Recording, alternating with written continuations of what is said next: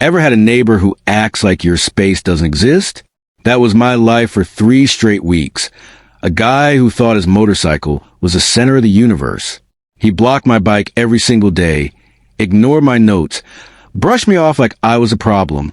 So, I decided if he loved loud noises so much, he was about to get an unforgettable concert. Right through his own walls. If you ever had a neighbor push you too far, hit that like button and stick around. Because this isn't just a petty revenge story. It's the kind of justice that sounds even better through expensive speakers. If you've ever dreamed of seeing karma arrive right on cue, smash that like button, subscribe, and let's get into one of the most quietly satisfying neighbor revenge stories you'll hear today. I live in an old Yellowstone apartment building in Porto, Portugal. The kind that looks charming in photos, but feels like it's held together by stubbornness and nostalgia. The ground floor entryway is tiny, barely 2 meters wide. Everyone uses it to store bikes and random junk. My bike had been there for 2 years. Same spot.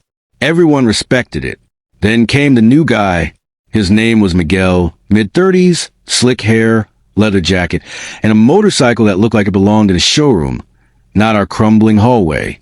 It was one of those old-school chrome beasts. Polished daily, always covered with fancy tarp. You could tell it was his baby. At first, I thought nothing of it. Cool bike, cool neighbor. Until one morning, I came down the stairs and saw my bicycle trapped. Miguel had parked his motorcycle directly in front of mine. Wheel to wheel. No room to squeeze out. The first time I thought, okay, honest mistake. I gently moved his bike a few inches to free mine. But the next morning, same thing. Then again, and again.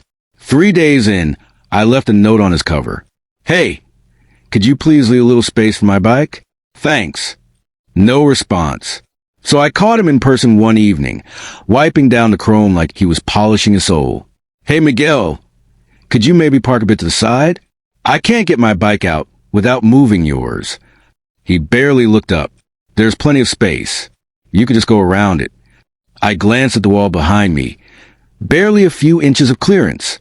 Yeah, there's really not. He smirked, then lifted. Amigo builds muscle. And just like that, he turned away. That moment, I swear I felt my blood pressure spike. But I stayed calm. For now, the days dragged on. Every morning, I had to wrestle his heavy motorcycle just to get mine out. My wrists hurt. My patience ran out. One day I almost dropped the thing, and that's when I realized he wasn't forgetting. He was enjoying this. See, Miguel loved control. He was that guy who always had to prove he owned the space, the noise, the attention. And speaking of noise, he also had a sound system that could rattle the whole block. Every weekend at 7 a.m. sharp, I'd wake up to Hotel California, blasting through my walls. Thin, old plaster that vibrated like a drum. I'd try to work. I'm a freelance translator. But with his music shaking the floorboards, it was impossible. That's when the idea hit. In our old building, the door buzzers aren't like modern ones. They're connected to a speaker system, loud enough to wake the dead.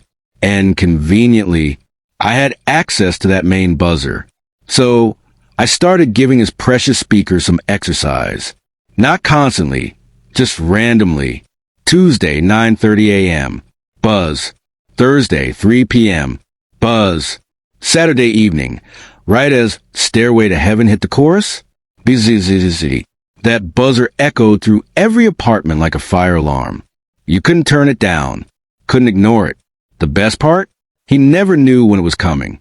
After a few days, I could hear him stomping around upstairs whenever the buzzing started. Sometimes he'd shout something muffled. Other times I'd just imagine him glaring at the ceiling, confused and furious. And the irony? Every time he played his music too loud, I'd accidentally hit that buzzer again. The rhythm was poetic. His guitar solos? Interrupted. His naps? Interrupted. His ego? Definitely interrupted. About 5 days in, I was heading out for groceries when I heard footsteps rushing down the stairwell. Miguel appeared, sunglasses on, jaw tight. Hey, he barked. You been buzzing my apartment? I raised an eyebrow. Buzzing? Oh, you mean the doorbell? These old systems are weird. Man, I might have hit the wrong one a couple of times. He didn't buy it for a second. But what could he do? Yell? Accuse me without proof? He just stared for a few seconds, then stormed off without another word. 2 days later, I went downstairs to grab my bike. And guess what? His motorcycle was parked neatly on the opposite side of the hallway, leaving plenty of space for mine. I smiled all the way to work that morning. Since then, no loud music before sunrise, no block bikes, and definitely no more attitude from Mr. Leather Jacket upstairs. I didn't need to fight or argue, just a few well-timed buzzes of karma. Sometimes justice doesn't shout. It hums quietly through the walls until the message gets through. If that little dose of petty justice gave you a grin, hit that like button, subscribe, and tell me in the comments, what's the most creative revenge you've ever pulled on a bad neighbor? Because remember, revenge doesn't always need noise. Sometimes silence makes the loudest point.